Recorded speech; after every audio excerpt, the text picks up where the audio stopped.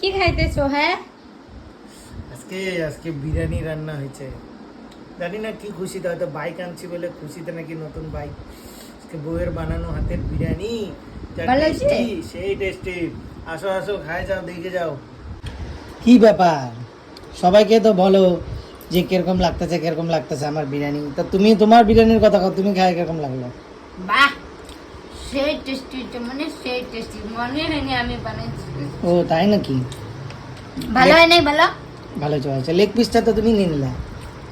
আমি খাবার লাগতেছি, আমি বানাইছি, এই জন্য আমি খাবার। ও ঠিক আছে, তাহলে খাও, আরামসে খাও।